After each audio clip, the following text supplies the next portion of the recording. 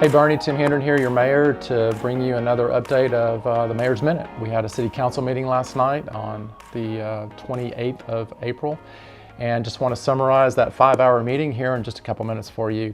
The most important thing that we did at the beginning of the meeting, we talked a great deal about COVID-19 and the city's response to that, and the orders that we had in place in the city that I did last week.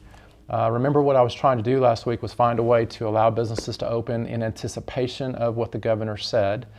And I had tried to find a way for people to do one-on-one meetings and for gyms to do classes of not greater than 10. After evaluating the governor's orders that he put out on Monday this week, our attorney has advised me that the governor's orders actually overrule and override any local orders.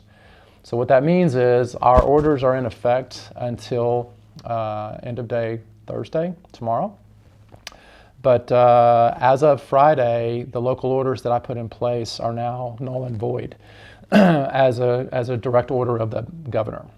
So we have extended the city's orders, but all that means is our state of emergency declaration will be extended. That gives us access to federal funding for our COVID-19 response costs. And the only other thing that we're doing now is we are simply following the governor's orders, because he pretty much said there can be no other local orders that can open up anything beyond what he's done. So unfortunately, I would love to open up more of the businesses like the hair salons and like the gyms. I think those are very important to our psychological well-being, but the governor is the one that's limiting our ability to do that. So I'm not excited to bring that news to you, but that is factually what's going on. Let's see, another thing we talked about at City Council last night, there was a 4-story apartment complex for 55 and up crowd that was supposed to go in. This is in the Sobo area, and that was rejected by council last night. And the reason it was rejected is because they all felt like it did not stay in alignment with the vision that was laid out when the South Boerne plan was laid out a couple of years ago. We had a lot of community involvement in that. So that was rejected last night. The last thing I'll talk about is really pretty important, and this is another thing that we spent a great deal of time talking about, is the city's response to help our community economically through this crisis.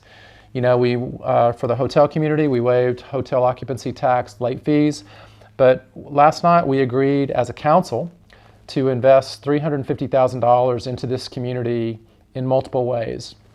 $45,000 of that will be invested in 3 of our local nonprofits, Hill Country Family Services, the Kronkowski Foundation, and Hill Country Daily Bread. Each of those are going to get $15,000 to help people in the Boerne community, specifically with things like basic food, shelter, clothing, utilities, rent payments. Those dollars will be matched, and so there's a multiplier effect of that, and I think that's really good for our community. There's another $305,000 that the council agreed to invest last night into local businesses. We're calling this the Boerne Strong Stimulus Program, and I got to give a lot of credit to Ron Bowman, the EDC, and the Chamber for working closely together on this.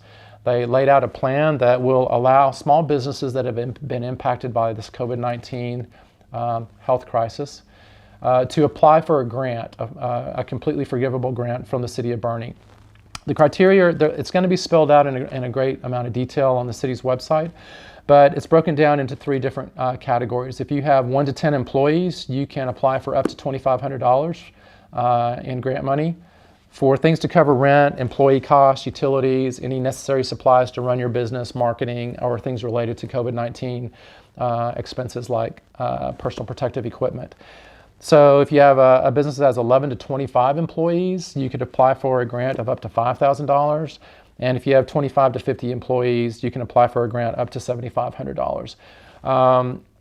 As soon as we get all the final details ironed out, that will be absolutely on the city's website. Probably next week, we'll have the application up, and we'll have a committee that's going to go through the applications. We believe we can help quite a few of the businesses in town that have been impacted by this. So my hat's off to, again, the Ron Bowman and the EDC and the Chamber for putting together this plan that City Council approved last night.